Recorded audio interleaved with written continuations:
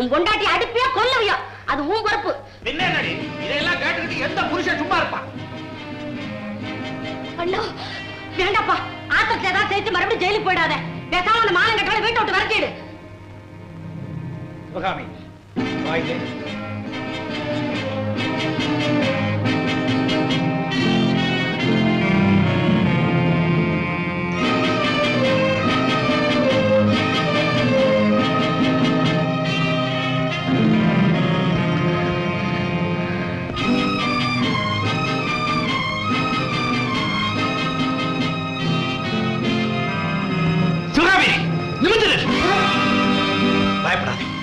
உன்னை நான் நம்புறேன்.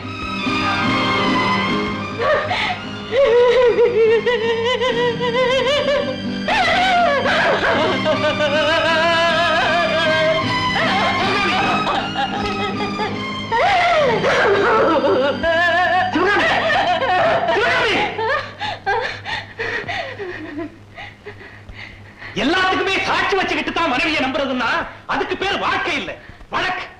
ஏன் மனைவியே நான் கைப்பிடித்த ஏன் சிவகாமியே எனக்கு நல்லா தெரியும்.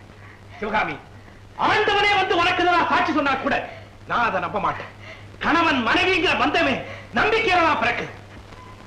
உனக்கு நான் தாலி கட்டினப்ப உன்னை நம்பி என்ன ஒப்படைக்கிறேன்னு தலையை குனிஞ்சுக்கிட்டு சொல்லாம சொன்னியே, அதே மொழியை இப்போ உன் கண்கள்ல பாக்குறேன். நான் உன்னை நம்புறேன் சிவகாமி, நம்புறேன். என்னடா இது அக்கிரமமா இருக்குது? இவ்வளவு நடந்ததுக்கு அப்புறமா இந்த மாய்மாலக்காரி நம்புறேன்? யாரும் பேசக்கூடாது. குற்றவாளிக்குள்ள நிறுத்தப்பட்ட குற்றவாளிக்கு கூட அவனுடைய வாக்குமூலத்தை எடுத்து சொல்ல ஒரு வாய்ப்பு கொடுக்கிறது உண்டு. இப்போ உங்க முன்னாடி குற்றவாளியா இருக்கிறவன் என்னுடைய மனைவி. அவளுடைய சுகதுக்குள்ள எனக்கும் பங்கு உண்டு. சிவகாமி, இவங்க கேட்ட கேள்விகளுக்கெல்லாம் ஒரு நல்ல பதில் வச்சிருப்பியே, அது எனக்காக இல்ல, இவங்களுக்காக சொன்ன. எனக்கு தெரியும், எனக்கு தெரியும், என் ஆண்டவன் கிட்ட நல்ல தீர்ப்பு கிடைக்கும் எனக்கு தெரியும். அந்த நம்பிக்கையில தான் இவ்வளவு நாள் இந்த உயிரை வச்சுக்கிட்டு இருந்தேன்.